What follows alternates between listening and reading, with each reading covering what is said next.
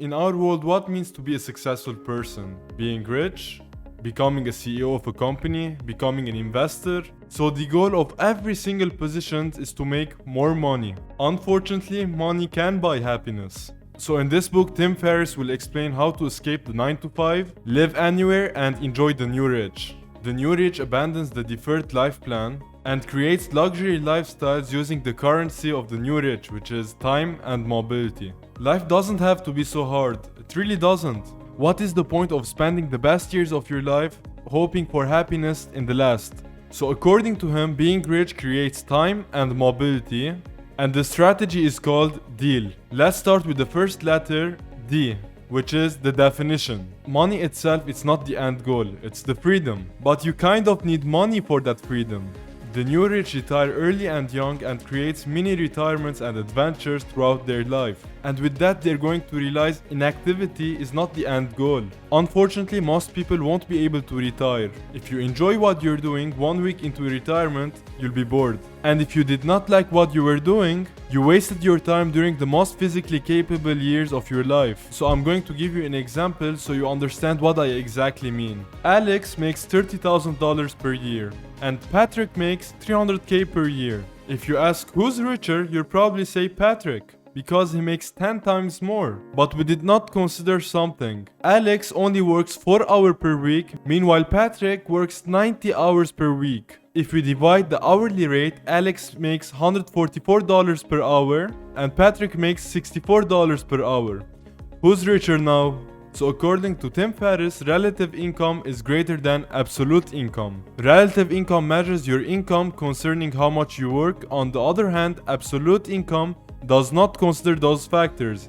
Instead, it reflects the amount of earnings you've received in a given period. So in this case, Alex is definitely richer because his relative income is greater than Patrick's relative income. There's one more factor that we did not consider. Patrick needs to live just next to his office because he needs to be available anytime. But Alex works online. He can be anywhere and earn the same income. Who's richer now?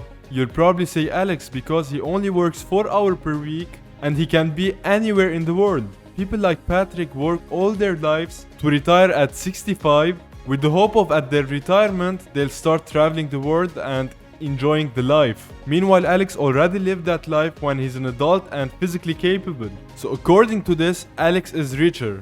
And that's for the fourth letter, L, liberation. The third letter is A, and that's for automation. This is my favorite one. Can I work 4 hours per week and get the same result as working 40 hours per week? Yes, I can, but how can we do that? Let's say I'm a freelancer and my job is to draw mechanical parts. Each project takes with me 10 hours. This week I have 4 projects and I'll get paid $500 per project. They are simple designs but they require time. 2 scenarios can happen right now.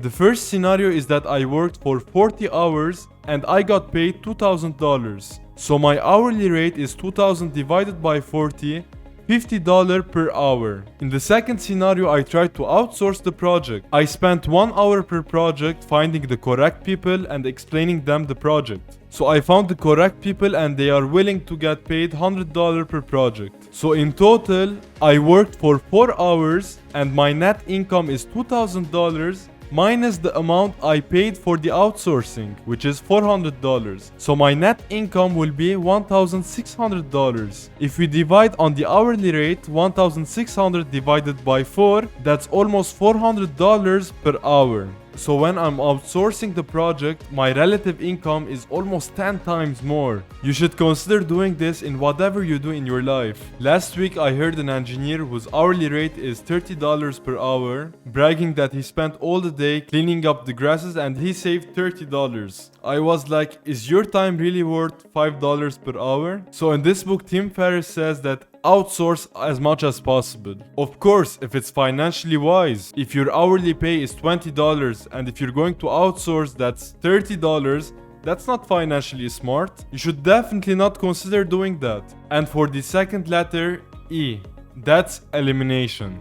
We need to know the difference between being effective and being efficient. Efficiency is defined as accomplishing something with the least amount of wasted time, money, and effort. Effectiveness is defined as doing something successfully, producing the desired result. And in your life, you should be effective. In this book, Tim Ferriss said, doing something unimportant well does not make it important. If you think about it, that's true. I even like to approach the hell yeah or no philosophy. If I really want to do something, that's hell yeah, I do it. But if that thing was like, should I do it? That's a no. I gave this example to explain the point of elimination. He mentioned the Pareto principle, which states 80% of consequences come from 20% of causes. For example, 80% of a company's income comes from the top 20% of the customers. So it's a good idea to focus on the top 20% and put the rest on autopilot, like outsourcing. But there's an important point here. If that 20% of the customers, they are generating you $100 per hour, and if you're outsourcing those projects for $110 per hour, that's a bad deal. You should eliminate those customers. If something is bad financially and requires your time, simply eliminate it. Focus on the few things that will lead to the most significant progress. This concludes the 4 principles of deal: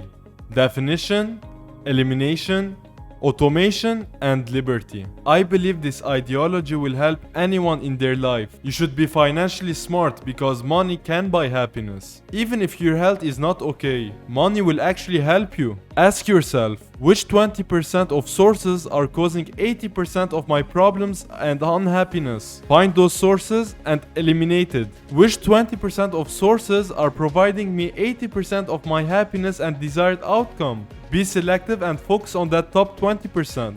Doing less does not mean you're less effective. You can apply this Pareto rule to everything. Once you discover that life is not a problem to be solved or a game to be won, a real world of opportunities will open up.